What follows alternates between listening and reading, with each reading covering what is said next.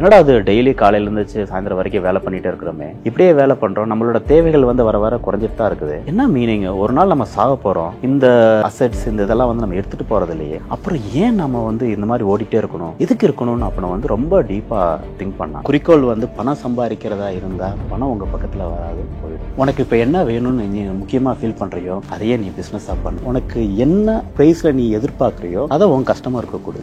your business become a success. ஒரு 2000 ரூபாயில ஆரம்பிச்சிருப்பாரு, இன்னைக்கு 2000 கோடி அப்படின்னா வந்து ஒரு சாத்தியமான விஷயமே இல்லை.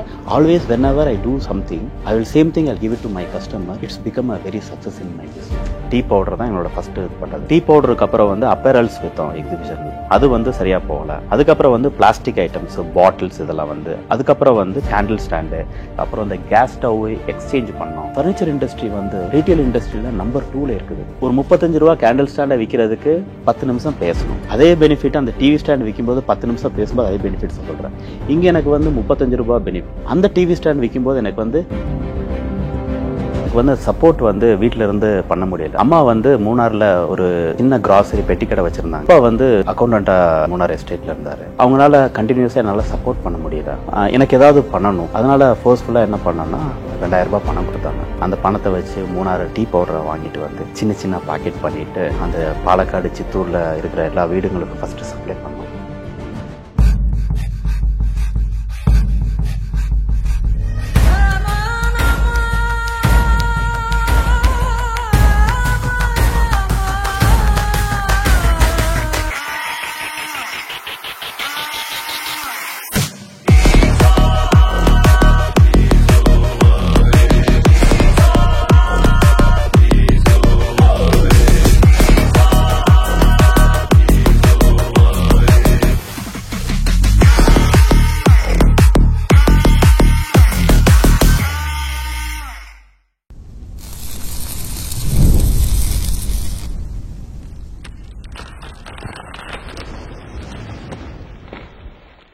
Why Not with Shobsல வந்து நிறைய இன்டர்வியூஸ் நீங்க பார்த்திருப்பீங்க. ஆனா இன்னைக்கு என்னோட ஒரு கெஸ்ட் பாத்தீங்கன்னா ரொம்ப ரொம்ப ஒரு ஸ்பெஷல் கெஸ்ட் அப்படின்னு சொல்லலாம். ஒரு சாமானியனாக இருக்கக்கூடிய ஒரு மனிதரால கோடீஸ்வரரா ஆக முடியுமா அப்படின்னா கண்டிப்பா ஆக முடியும் அப்படின்றது வந்து நிஜத்துல கொண்டு வந்திருக்காரு அப்படின்னும் பொழுது வெரி வெரி இன்ஸ்பைரிங். அவரோட ஸ்டோரி கேட்கும் பொழுது யார் அந்த கெஸ்ட் அப்படின்னு பாத்தீங்கன்னா வந்து ராயல் ஓக் அப்படின்னா number 1 India's brand, furniture brand சொல்லலாம். அந்த அளவுக்கு சக்சஸ்ஃபுல்லா பிசினஸ் கொண்டு போயிருக்காரு. ஒரே லைன்ல சொல்லணும்னா என்னங்க, அவர் ஆரம்பிச்ச காலம் பாத்தீங்கன்னா ஒரு 2000 ரூபாயில ஆரம்பிச்சிருப்பாரு, இன்னைக்கு 2000 கோடி அப்படின்னா வந்து ஒரு சாத்தியமான விஷயமே இல்லை, ரொம்ப பெரிய விஷயம். ஸோ அதோட சிஇஓ விஜய் சுப்பிரமணியம் தான் நம்ம கூட இருக்காரு. வணக்கம் சார். வணக்கம். நீங்க நார்மலா வந்து எல்லார்கிட்டையும் கொஸ்டின் பண்ணி இந்த இன்டர்வியூ வந்து ஸ்டார்ட் பண்ணுவீங்க மேடம். இந்த டைம்ல கொஞ்சம் ஒரு மாறுதலா நானும் உங்களுக்கு ஒரு கொஸ்டின் பண்ணட்டுங்களா? ஆஹா, நாங்க தான் நிறைய கேள்விகள் கேட்போம். இது வந்து எனக்கு ரொம்ப ஷாக்கிங்கா. என்ன சார்? இந்த உலகத்துல எல்லாருமே பிசினஸ் பண்றாங்க. 100 பேர் பிசினஸ் பண்ணாங்கன்னா எவ்வளவு பர்சன்டேஜ் பீப்புள் வந்து சக்சஸ் ஆறாங்க? என்ன பொறுத்துக்கும் மேபி ஒரு 20% or 30% அப்படி சொல்லலாம்னு வச்சுக்கோங்களேன். ஆல் த வேர்ல்டு எடுத்துட்டீங்கன்னா சர்வே சேஸ் வந்து 2% பிசினஸ் தான் சக்சஸ், 98% பிசினஸ் வந்து ஃபெயிலியர். அதுல வந்து ஒரு 5% பிசினஸ் வந்து they are able to manage and go. அந்த ரெண்டல் கொடுக்கறது, சேலரி கொடுக்கறது, அதை மேனேஜ் பண்ணிட்டு போறோம். இதுதான் இந்த சர்வே சேஸ். நீங்க இதை திங்க் பண்ணீங்கன்னா அது எதனால அது 2% மட்டும் சக்சஸ் ஆகுது, 98% வந்து இட்ஸ் நாட் சக்சஸ். எல்லாரோட goal, not only business people, சொசைட்டில எல்லாரோட கோல் வந்து ஒரே கோல் தான் எல்லாருக்குமே வந்து, my goal is to only make money, money, money. But your goal is to make money, you never get it. If you go beyond that money, money never come, money will go away. அததான் நம்ம தமிழ்ல கூட வந்து நிறைய பேர் சொல்றாங்க, உங்களோட குறிக்கோள் வந்து பணம் சம்பாதிக்கிறதா இருந்தா பணம் உங்க பக்கத்துல வராது, போயிடும். அப்புறம் எப்படி என்ன பண்றது? அதை வந்து உங்களோட கோலா வச்சுக்க கூடாது. உங்களோட கோல் வந்து கிரேட்டஸ்ட் விஷன் கரெக்டா இருக்கும். அந்த கோல் விஷன்றது வந்து எப்பவுமே வந்து சொசைட்டிக்கு நல்லது பண்றது மாதிரி இருக்கணும். Highest meaning of job, highest meaning of our லைஃப்னாலே வந்து, அதாவது நாம என்ன பண்றோமோ நம்மளோட ஃபேமிலி நம்மளோட பிஸ்னஸ் விட்டுட்டு சொசைட்டிக்கு பண்ணும்போது அந்த சொசைட்டி, நம்ம கஸ்டமர், நம்மளோட ஃப்ரெண்ட்ஸ், ரிலேட்டிவ் வந்து சந்தோஷமா இருக்காங்க, அதை பார்த்து நீ சந்தோஷப்படணும்னா அதுதான் உன்னோட வாழ்க்கையோட அர்த்தம். அதுதான் உங்க பிஸ்னஸோட குறிக்கோளா இருக்கணும். அது எனக்கு ஒரு விஷயம் எனக்கு வந்து மனசுல எப்பவுமே வந்து ரிமெம்பர் ஆகும். ஒருத்தர் போய் திருவள்ளுவர்கிட்ட கேட்டாரு, நான் வியாபாரம் பண்ணணும், என்னை கைட் பண்ணுங்கன்னு சொன்னார். நமக்கு திருவள்ளுவர் வந்து எவ்வளோ பெரிய மகான்னு சொல்லிட்டு, அவர் சொன்னார், உனக்கு இப்போ என்ன வேணும்னு நீ முக்கியமாக ஃபீல் பண்ணுறியோ அதையே நீ பிஸ்னஸாக பண்ணினார். அப்போ அவர் கேட்டார் திருப்பி திருவள்ளுவர்கிட்ட, மகான் நான் என்ன ப்ரைஸில் விற்கணும்னு சொல்லுங்கள். அவர் சொன்னார், உனக்கு என்ன ப்ரைஸில் நீ எதிர்பார்க்குறியோ அதை உன் கஸ்டமருக்கு கொடு. மகான் நான் என்ன குவான்டிட்டியில் கொடுக்கணும்னு கேட்டார். அதுக்கு திருவள்ளுவர் சொன்னார், நீ என்ன குவான்டிட்டியில் எதிர்பார்க்குறியோ அதையே உன் கஸ்டமருக்கு கொடு. ஐயோ business become a success. So என்னோடய வாழ்க்கையில் சின்ன விஷயத்துலேருந்து அந்த ஆண்டிப்பட்டி ஸ்கூலில் படித்ததுலேருந்து அந்த திருக்குறள் அந்த திருவள்ளுவர் இது வந்து ஆட்டோமேட்டிக்காக மனசில் போயிட்டு இருக்கும். எப்போவுமே வந்து அது ரிமெம்பர் ஆகிட்டே இருக்கும். Always when ever I do something I will same thing I give it to my customer. It's become a very success in my business. So எங்களுக்கு என்னன்னா இன்னைக்கு வந்து வி நோ அஸ் ஒரு விஜய் அப்படின்னும் பொழுது ஒரு சக்ஸஸ்ஃபுல் பிஸ்னஸ் ஆண்டர்பிரினர் அப்படின்னு தெரியுது. ஆனால் நீங்கள் ஆரம்பித்த ஒரு டைம் பீரியட்லாம் வந்து ஐ திங்க் நிறைய பார்த்துருக்கீங்க போல இருக்கு. எப்போ இதை ஆரம்பிச்சிங்க? உங்களுக்கு அதுக்கு முன்னாடி திஸ் வாஸ் அ பிஸ்னஸா இல்லை வேற ஏதாவது பிஸ்னஸ் பண்ணிட்டு இருந்தீங்களா? இல்லை, இந்த பிஸ்னஸ் வந்து ஆரம்பித்த டைம் வந்து ஃபோர்ஸ்ஃபுல்லாக ஆரம்பித்த பிஸ்னஸ் வந்து பண்ணணுன்றதுக்கு வேண்டி. அப்போ நான் வந்து கவர்மெண்ட் காலேஜ் சித்தூரில் வந்து டிகிரி பண்ணிட்டு இருந்தேன். எனக்கு வந்து டெய்லி தேவைகள் வந்து மாசத்துல ஒரு 1000 ரூபாய் தேவைகள் இருந்தது. ஆனா வந்து எனக்கு வந்து சப்போர்ட் வந்து வீட்டுல இருந்து பண்ண முடியல. அம்மா வந்து மூணார்ல ஒரு சின்ன கிராசரி பெட்டி கடை வச்சிருந்தாங்க. அப்பா வந்து ஒரு அக்கௌண்டண்டா அந்த மூணார் எஸ்டேட்ல இருந்தாரு. ஸோ அவங்களால கண்டினியூஸா என்னால சப்போர்ட் பண்ண முடியல. ஸோ எனக்கு ஏதாவது பண்ணணும். அதனால ஃபோர்ஸ்ஃபுல்லா என்ன பண்ணேன்னா, இப்போ வந்து மூணார்ல போய் அம்மா ஒரு தடவை 2000 ரூபாய் பணம் கொடுத்தாங்க. அந்த பணத்தை வச்சு மூணார் டீ எஸ்டேட்டில் அந்த டீ பவுடரை வாங்கிட்டு வந்து சின்ன சின்ன பாக்கெட் பண்ணிவிட்டு அங்கே அந்த பாலக்காடு சித்தூரில் இருக்கிற எல்லா வீடுங்களுக்கும் ஃபஸ்ட்டு சப்ளை பண்ணோம். ஆனால் அந்த டைமில் என்ன ஆகிடுச்சுன்னா, அஸ் யூஷுவல் ஃபஸ்ட் பிஸ்னஸ் எப்பவுமே ஃபெயிலியர் தானே. அந்த ஒயிட் கலர் பாக்கெட் போட்டு யார்கிட்ட கொடுக்கும்போது யாருமே வாங்கலை. ஏன்னா அதில் பிராண்டு கிடையாது. என்னடா ஆச்சு, 2000 ரூபா வாங்கினோம், வாங்கிட்டு வந்தோம், பாக்கெட் பண்ணி எல்லாமே லாஸ் ஆகுதுன்னு சொல்லிட்டு எல்லா பாக்கெட்டையும் உடச்சி திருப்பி 1/2 கிலோ 1 கிலோ பாக்கெட்டாக பண்ணி இந்த டீ ஷாப்புங்களுக்கு போய் சப்ளை பண்ணோம், சைக்கிளில் வச்சுட்டு போய். அப்போது என்னை பார்த்துட்டு நான் வந்து டீ பவுடரை சேல் பண்ணும்போது 2-3 டீ ஷாப் ஓனர்ஸ் வந்து வாங்கினாங்க, ட்ரை பண்ணாங்க. அப்புறம் கொஞ்சம் கொஞ்சமாக வாங்க ஆரம்பித்தேன். அப்படி தான் அந்த பிஸ்னஸ் வந்து அப்படியே ஸ்டார்ட் ஆச்சு. ஸோ அந்த பிஸ்னஸில் கொஞ்சம் கொஞ்சம் பணம் வரதை வச்சுட்டு என்னால் வந்து என்னோட டிகிரி இதை வந்து எஜுகேஷனை வந்து அப்படி கண்டினியூ பண்ணேன். இப்போ நீங்கள் சொன்ன மாதிரி தான் ஆண்டிப்பட்டி டு இன்னைக்கு அமெரிக்காலேருந்து பல நாடுகள் போயாச்சு நீங்கள். இப்போ நீங்கள் சொன்ன மாதிரி இந்த ஒரு பிஸ்னஸ் பண்ணீங்க. இதுக்கு அடுத்தது வேற என்ன பிஸ்னஸ் பண்ணீங்க? ஃபர்ஸ்ட் வந்து ஸ்டார்ட் பண்ணது டீ பவுடர். அப்புறம் வந்து பண்ணிட்டு இருக்கும்போது பாலக்காடில் வந்து கொட்ட மைதானம் பிளேஸில் வந்து ஒரு எக்ஸிபிஷன்ஸ் ஸ்டார்ட்டாக இருந்தது. உள்ளுக்கு போய் பார்த்தோம், ரொம்ப அட்ராக்டிவாக இருந்தது, கலர்ஃபுல் லைட்ஸாக இருந்தது. நாமளும் இதில் பார்ட்டிசிபேட் பண்ணலாமேன்னு ஒரு ஐடியா வந்தது. சரின்னு சொல்லி ஒரு ஸ்டால் எடுத்துட்டு சட்டை வைக்கலாம் அப்படின்னு சொல்லிட்டு நான் நேராக கொச்சிக்கு போய் அங்கே இருக்கிற ஒரு ஏரியாவில் வந்து இந்த ரெடிமேட் கார்மெண்ட்ஸ்லாம் வைப்பாங்க, அவங்கக்கிட்ட போய் கேட்டேன். அந்த மாதிரி என்னன்னா அவங்க சொன்னாங்க, இது வந்து ரீட்டெயிலு, ஹோல்சேல் கிடையாது. ஹோல்சேல்னால் நீங்கள் சென்னை சிங்காரா கார்டன் போங்க, அங்கே கிடைக்கும் அப்படின்னாங்க. உடனே அங்கேருந்து ட்ரெயினை பிடிச்சி சிங்காரா கார்டன் போய் சென்னையில் போய் அங்கேருந்து சட்டைங்கள்லாம் வாங்கிட்டு அந்த அப்பேரல்ஸ்லாம் வாங்கிட்டு அந்த ஸ்டாலில் வச்சு எல்லாம் பின் பண்ணி சேல் பண்ணோம் ஸ்டார்டிங். அந்த பிஸ்னஸும் கொஞ்சம் டவுன் ஆகிடுச்சு, ஃபெயிலியர் ஆகிடுச்சு. அதுக்கப்புறம் அதை டிஸ்கன்டினியூ பண்ணிவிட்டு திருப்பி அந்த டீ பிஸ்னஸே வந்து கண்டினியூ பண்ணிட்டு இருந்தோம். அப்போ வந்து தம்பி படிச்சுட்டு இருந்தார்.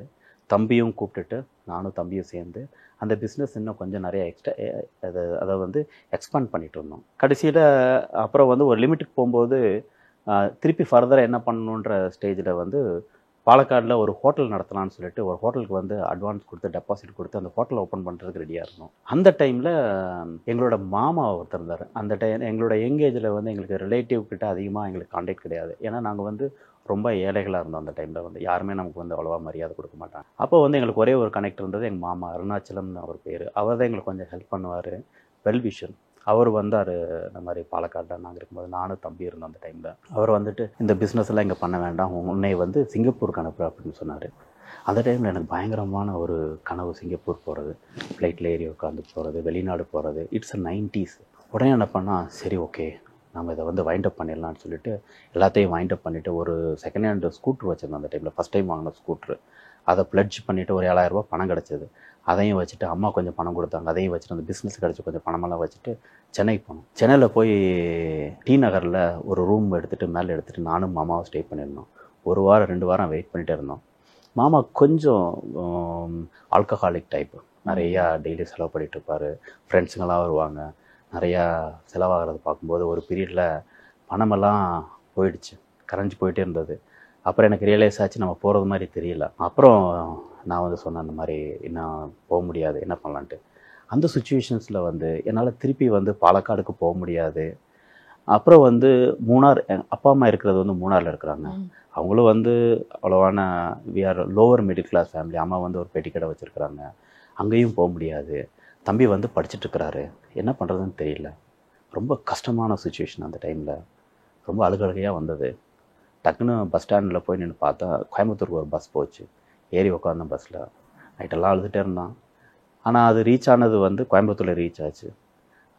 வடகோவை மேம்பாலம் அங்கே வந்து ஒரு மந்த்லி ரூம் போய் எடுத்தேன். ஒரு 2-3 மாதத்துக்கு அட்வான்ஸ் கொடுத்துட்டு அந்த ரூம் எடுத்துகிட்டு நான் படுத்துட்டு இருந்தேன். 2 நாள் வெளியே போகல, படுத்துகிட்டே இருந்தேன். அப்புறம் 2 நாளைக்கு எனக்கு அப்புறம் பசி அடிக்க ஆரம்பிச்சிருச்சு. சரின்னு சொல்லிட்டு சாயந்தரம் டைமு கீழே இறங்கி அந்த ரூமில் இருந்து கீழே இறங்கி அப்படியே நடந்து போனேன். ஒரு சின்ன கடையில் ஒரு 4-5-6 பசங்க வந்து ரொம்ப ஹாப்பியாக உட்காந்து சாப்பிட்டுட்டு அரட்டை அடிச்சுட்டு இருந்தாங்க. அவங்கள பார்க்கும்போது எனக்கு ரொம்ப அட்ராக்ஷன் ஆகிடுச்சு. போன பக்கத்தில் போய் உட்காந்துட்டு நான் கேட்டேன், சார் எனக்கு ஏதாவது கொஞ்சம் வேலையை ஏற்பாடு பண்ணி கொடுப்பீங்களான்ட்டு. அதில் ஒரு பையன் வந்து ஒரு விசிட்டிங் கார்டு எடுத்து கையில் கொடுத்துட்டு, சார் நாளைக்கு வந்து என்னை வந்து ஆஃபீஸில் வந்து பாருங்கன்னு சொன்னான். அவங்க கூட உட்காந்துட்டு அன்றைக்கி நைட்டு அவங்க கூட டின்னர் சாப்பிட்டுட்டு அப்படியே நான் ரூமுக்கு வந்துட்டேன். மறுநாள் காலையில் அவங்க ஆஃபீஸில் போய் மீட் பண்ணேன். அது வந்து standard chartered bank, RS Puram standard chartered bank. First அப்போ தான் இந்த கிரெடிட் கார்டெல்லாம் வந்து லான்ச் பண்ணிட்டு இருந்தாங்க. ஸ்டாண்டர்ட் சார்ட்டர்ட் கிரெடிட் கார்டில் வந்து அவங்க வந்து டைரக்ட் டிஎஸ்ஏ எனக்கு உடனே வேலையை போட்டு கொடுத்தாங்க, நீங்கள் பண்ணுங்கன்னு சொல்லிட்டாங்க. அப்போ வந்து எனக்கு ரொம்ப ஹாப்பி ஆகிடுச்சு.